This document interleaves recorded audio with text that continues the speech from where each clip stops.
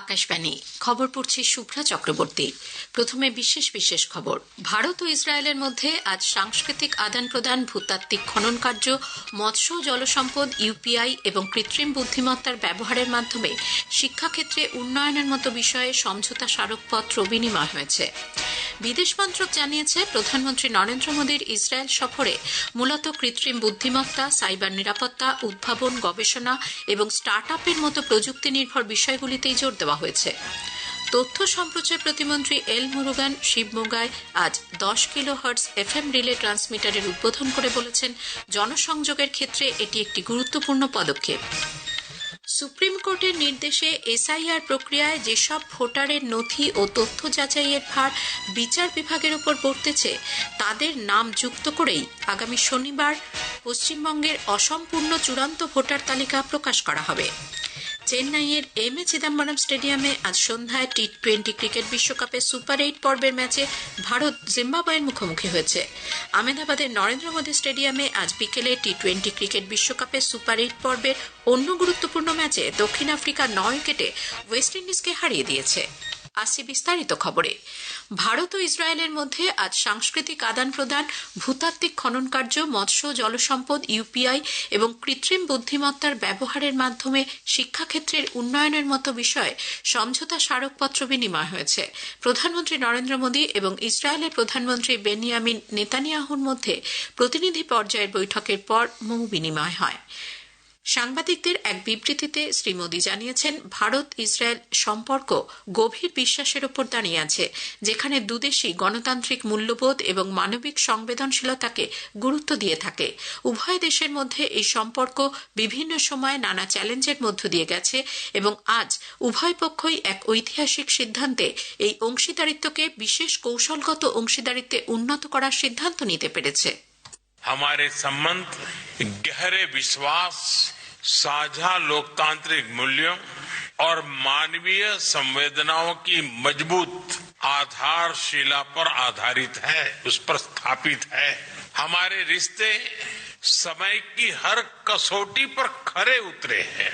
आज हमने अपनी टाइम टेस्टेड साझेदारी को स्पेशल स्ट्रेटेजिक पार्टनरशिप का दर्जा देने का ऐतिहासिक निर्णय लिया है। यह निर्णय दोनों देशों के लोगों की आकांक्षाओं का प्रतिबिंब है। ইসরায়েলের প্রধানমন্ত্রী বেনিয়ামিন নেতানিয়াহু বলেছেন, ইসরায়েল এবং ভারত দুদেশই উদ্ভাবনকেই সর্বাধিক গুরুত্ব দেয়। The future belongs to those who innovate, and Israel and India are bent on innovation. We are proud ancient civilizations, very proud of our past, but absolutely determined to seize the future, and we can do it better together.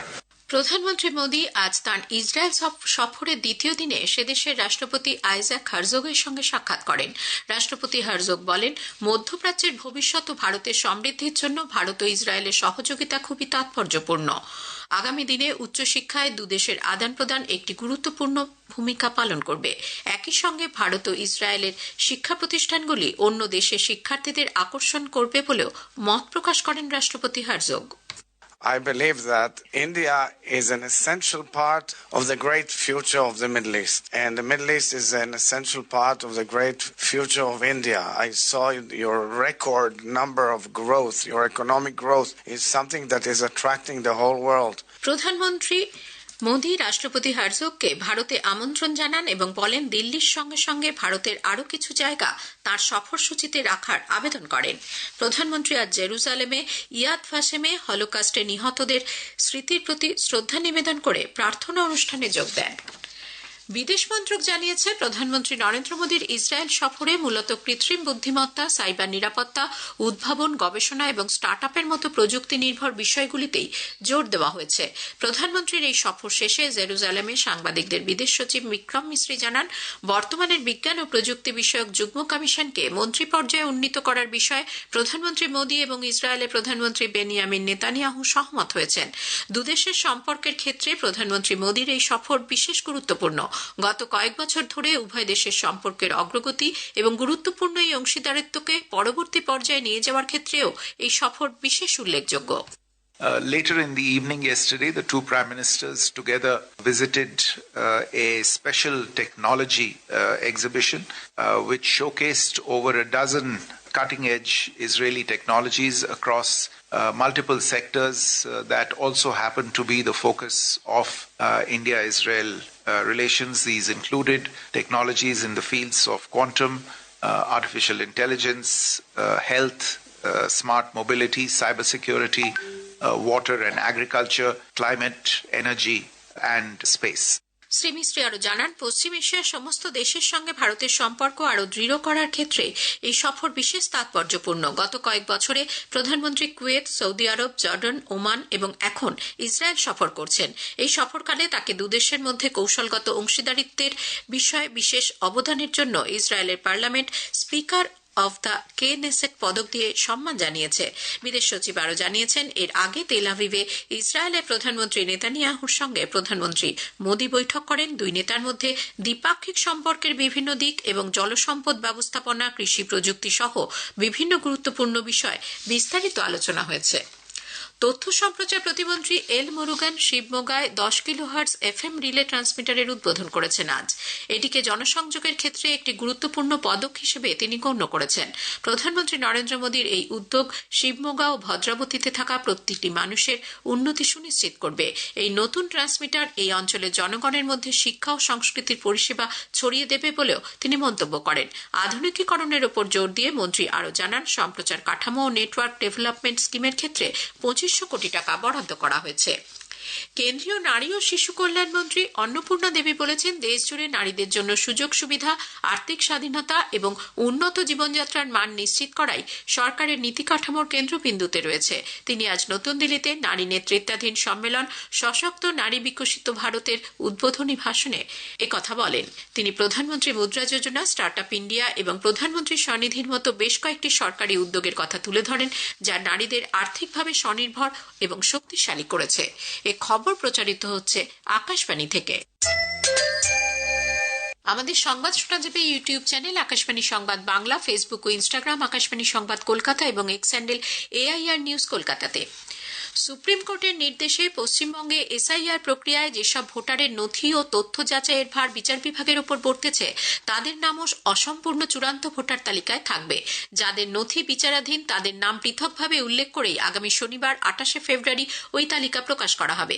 Commission সূত্রে জানা গেছে, SIR প্রক্রিয়ার শুরুতে রাজ্যে ভোটারের সংখ্যা ছিল 7,66,00,000 বেশি। সেখান থেকে প্রায় 58 লক্ষ মৃত, স্থানান্তরিত, নিখোঁজ এবং ভুয়ো ভোটারের নাম খসড়া তালিকাতেই বাদ পড়েছে।